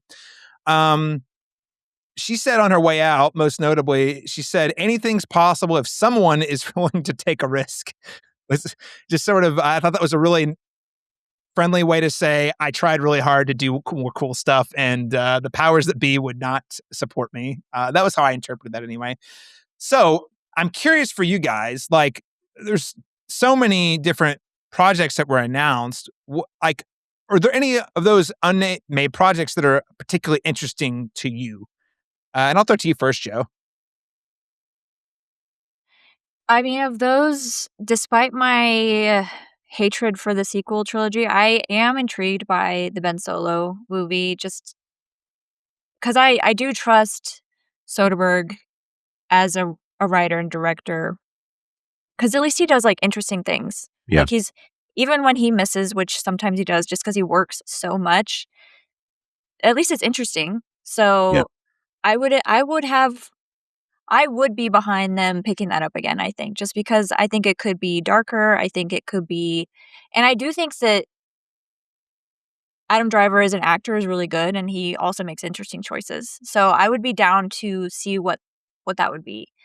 I was just going to look up where there was Knights of the Old Republic. Oh, yes. I think that may have been the James Mangold movie. I believe that has not been officially canceled, but it is not in development currently. Yeah, there were rumors that they might move that to TV, I think, or something. I can't remember exactly what I read, but I would be definitely down for exploring that era too. Even though Acolyte didn't do so well for like Old Republic stuff, I love those games, and I think they could be really fun and rich and exciting to explore. And they have a new game coming out soon too, so could be some nice synergy across media there. Yeah, pitch it. Yeah. I gotta say, again, we're not here to relitigate all the sequel trilogies, but I will say if the hunt for Ben Solo came to fruition, it would make me feel significantly better about how because I really loved what they were doing with Kylo Ren. Like, I really loved both 7 and 8, and I was like, man, they are cooking. Can't wait to see what they do with him in the third movie. And then the direction they took it in was so wildly disappointing. I'm like, if we get a cool take on it, it could like resurrect it. And I think to your point, what was interesting to me about that pitch is neither Adam Driver or Soderbergh need Star Wars. Like those guys, it means they actually probably had an idea they really believed in and knew believed the audience would like it, that they took it upon themselves to pitch and write. That says something to me because like those guys, neither of them seem like Star Wars loyalists of any kind. So yeah, it's a bummer. Lady James, what is one of the Star Wars projects that has not come to fruition? Which one of those sounds interesting to you? Well, I think maybe they're doing it in a different version now with the Starfighter movie. But I was Patty Jenkins was supposed to do Rogue Squadron. Oh yeah, which I was actually really excited about. I was like, oh wow, this should be really interesting because you're going to get dogfights. I think it was kind of pitched as this kind of World War II dogfight style of these this squadron. So I was like looking forward to that. It's still going to be interesting to see if the Rey movie gets made. I actually really like Daisy Ridley, and I've watched her in other films, and she's actually a good actor. Good. So so I'd like to see those get made. I'm interested in I don't feel like that was where the sequel trilogy really struggled with, is believing or understanding why Ben Solo, Kylo Ren actually makes that transition to the dark side. Really what happened, what was so dark that he was actually pulled that way. And maybe that movie would tell that. So I think that would be worthwhile to see, because then I think it would kind of give more meat to that, to your point, Caleb, to that sequel story. But I'm anxious now to see really what they do with Ahsoka in season 2, and kind of going a little bit more deep into the lore of the Force with the Mortis gods and how that's going to play out. And I really hope they don't mess it up. So that's all I'm saying. I'm with you on that. That is a super interesting plot thread that Filoni's been working on for many, many years, since the Clone Wars, and it's a big piece of lore that they really teased off at the end of Ahsoka season 1. And man, it's so interesting. Please don't mess it up. Yeah, and I like these things of these kind of Jedi that are in between. They're not quite Sith or dark side users, but they're no longer Jedi, which is why I think Baylan Skoll and Shin Hati have this kind of really interesting. He's kind of raised her as a Jedi and not as a Sith, but not completely. So it's because he does, I think, refer to her as his Padawan. I can't remember, maybe or maybe not. So so don't come after me, internet, if I got that wrong. Well, Ahsoka season 2, we're also presumably going to get more Thrawn and zombie crew, which pretty down for more of that. So yeah, sign me up. Laron Thrawn's Chapman, not a bad guy, by the way. Thrawn's not a bad guy. If you read some of the, at least Timothy Zahn's new books, Thrawn's the kind of guy you would want to work for because he takes care of his people. I'm just going to put it out there. See, Joe knows. Joe is just like, oh yeah, I know what you're talking about. I will say, I do feel like the TV series, the animated series in Ahsoka did a good job at. I mean, I haven't read the novels, but I feel like that was apparent to me that he has his own agenda, and he's also leading his team in a very specific way, and they're his people, and he's also kind of taking care. Yeah. So he's a very interesting bad guy. Maybe one day on the big screen, maybe. Laron Chapman, as the most casual of the Star Wars fans among us, which project is most enticing to you? No, I'm also intrigued by the Steven Soderbergh thing. One, because I'm just a huge fan of his. I guess they kind of describe him as a journeyman filmmaker. Just kind of does to describe his ranking his movies. I've done this with all of my favorite directors, and it's kind of impossible to do his filmography because he's so genre-wise, tonal-wise, just all over the place. Done some very interesting things. I agree with Joe that a lot of the work that he's done, some of it has not always landed, but it is always interesting. Just last year we got 2 very interesting features from him. I was a huge fan of Presence, maybe more than most people, but just as a ghost story, I found that very intriguing, a very effective use of a ghost story that we haven't really seen utilized in the way that he did from the vantage point of a ghost luring around in this house, but you never see the entity. I found that very fascinating. Then also Black Bag was, another one, like a kind of a not an action heavy spy thriller, but more of a cerebral, heady kind of spy thriller, one that's more talky than anything else. So if anything, I just think that he would bring a new energy to it, which is what I feel like when we get so steeped into the minutia of these things. Like that's what I think is where you start going in interesting and fun directions, is when you have a director that can bring an energy that wasn't present in the franchise before, and then you get excited about this again because it feels like there's new places for it to go, and that you're not just spinning your wheels in a circular way that some of the IPs, including the movie that we're reviewing today, just kind of feels like, like, yes, it has its fun, it has its charms, but it's not really going anywhere. So that I feel like that's, what can change in that direction isn't just the new stories that can be told, but the ones that are the people that are actually telling those stories as well. Yeah. Yeah. No, I think that's well said. I mean, I think the Hunt for Ben Solo is certainly the most intriguing one, just because, again, like you already said, I love I love Adam Driver as an actor. I love Soderbergh as a writer-director. He's got such a mastery in terms, like he's a journeyman director, but he's done so many different genres and done them like incredibly well. Like Black Bag's a great example of that. Feels like a movie that a very specific type of filmmaker would make. Yeah. And he's not like Soderbergh did it like better than people who write spy thrillers. You know what I mean? And so just to see a guy like him working on Star Wars is definitely pretty enticing. I don't really have a specific. I mean, listen, here's the thing about Rise of The Last Jedi. I love Rian Johnson was supposed to get his own trilogy. At this point, he's gotten his Knives Out movies, and those are going great. So let's stay on that train. I'd rather his time be focused there anyway. But I will say the thing about Rian Johnson's Last Jedi, or a thing like Soderbergh doing a Star Wars movie, it's just the whole promise whenever Disney bought Star Wars was they were going to pass it on to the next generation. You had all these filmmakers who grew up being inspired by the original trilogy, who now were at the caliber, of talent to actually make their own Star Wars. And they were promised they were going to have all this creative freedom in order to tell the stories they wanted to tell. And that's the thing. Love or hate Last Jedi, that is a Rian Johnson movie. And, for some people, that's a major detractor. For me, that felt like, oh my God, this is what it can be. Like, it could be a director come in, work within the sandbox, deliver a story that is uniquely from that director, that also feels like Star Wars, and that's also pushing like what's possible in Star Wars forward.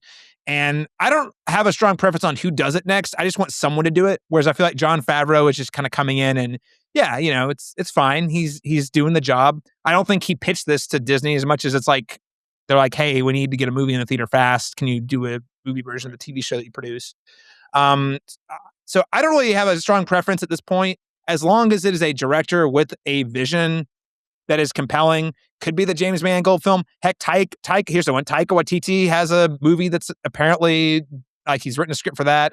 There's Donald Glover has a Lando movie he wrote. Like, there's all these projects that I'm like, I don't, at this point, just give me one that is not like hyper sanitized or watered down by the bureaucracy or sort of like the brand safety that Disney, I think, has leaned into with this movie, Mandalorian and Grogu. So, listeners, what do you want to see?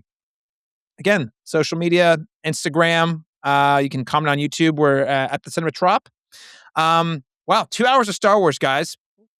Uh-oh. Sorry, that was me in a an alert here in Southern California.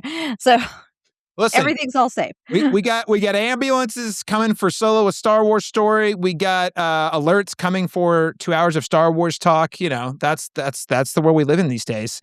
Hey, really enjoyed the talk. Lanie and Jo, thank you so much for taking some time out of your day to talk about Star Wars. It's been a real pleasure. Literally anytime. Yeah. I hope next time we have more to talk about.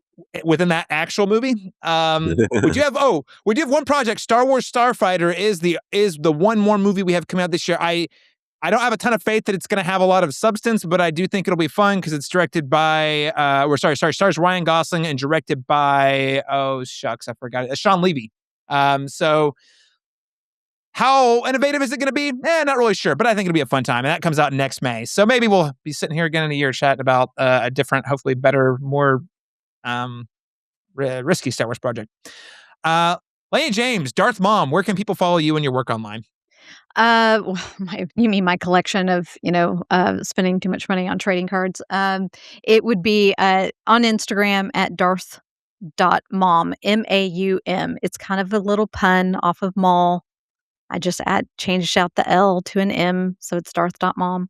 And, I definitely I was at a card show this weekend. I made a couple great pickups, a great sketch card of Vader. And Nice. and then I got another Anakin card, and I just working on my collection, so you can find cool things like Grogu from this one was from New York Comic Con from Topps, so I picked this Nice. one up recently because it was a super short print. So we can talk about that. So Star Wars collecting, at some point, which would be a lot of fun, and how movies and stuff kind of impact the market and who the most popular Star Wars card is. And in case you didn't know, the 1977 Luke Skywalker rookie card, his very first card, sold recently for, hold on, I want to make sure I get this right, because in case you have any of these sitting in a closet somewhere, and what you do is you get them evaluated. And this is gonna be like whiny baby Luke, the one everyone likes to make fun of in the white robes from A New Hope. No. No? His Star Wars, his number one. I'll send you a link of what it is, of what it looks like. He's actually wearing the Stormtrooper. Oh, okay, yeah. And All right, it's card number 1 out of the 1977 Series 1 set, in perfect condition, which is considered a PSA 10. Recently shattered records of a sale of $687,500. And then the Darth Vader rookie, his first card, out of that same set, sold for like almost $300,000. So if you have, now these are in pristine condition, folks, but go check your closets underneath your bed, your parents' house, the parents' attic, and see if you have any of these sitting in your collection. So every time I talk to Lanie about trading cards, I have deep regrets about losing my Pokemon cards. I have deep regrets about losing the Pokemon cards every time, because Lanie's like, if you just held on to that, even just shoved it like in a notebook for 20 years, could have bought your retirement, no big deal. So I send him Game of Thrones cards now, like when I run across them. She does. Specifically, the first one you sent me in pristine condition was the card where Peter Baelish Littlefinger dies. Yes. Inside joke for everyone knows my favorite character being woefully poorly written to his death. Jo Light, where can people follow you and your work online? I'm at Letterboxd at Jojo Binks 1. Final Draft blog, writing a lot over there. Just talked to the director of Obsession. He's a cool dude. Nice. No Film School. Making films now with Spencer Sakurai. If you want to check out his YouTube channel, we're going to have some content coming out pretty soon on our projects. Very cool. Cool stuff. It's been super fun. I've been seeing a lot more of the filmmaking stories pop up on Instagram, and it looks like you guys are having a great time. Yeah, it's fun. Laron, Chapman, where can people follow you and all of your work online? They can follow me here at thecinematropolis.com for more episodes. They can also follow my review column, Real Insights with Laron Chapman, also here at thecinematropolis.com. And if they want to follow me on Letterboxd, I'm a pretty prolific mini Cinebite writer, in terms of just giving initial thoughts on literally every film I've seen every week, because I'm a consistent and avid moviegoer at black_cine_man. Guys, you gotta check him out. Laron Chapman literally writes reviews for everything. I mean, I'll write a 1-sentence review for most things. And occasionally, if I feel passionate, I'll write 2 sentences or more. Laron Chapman writes little mini essays for everything. So check it out, Letterboxd. Of course, you can find me on all the social media, mostly Instagram these days. Letterboxd, the big one, at C Masters Talk. That's letter C Masters Talk. Or just head on over to cinematropolis.com. We've got a lot of Dead Center stuff coming your way. So if you live in Oklahoma City, or maybe if you don't, you want to go check out Oklahoma Film, deadcenterfilm.org. Keep your eyes peeled to cinematropolis.com, our YouTube channel. We're going to have a really great preview episode coming from the programming team next week. We'll catch you again next time.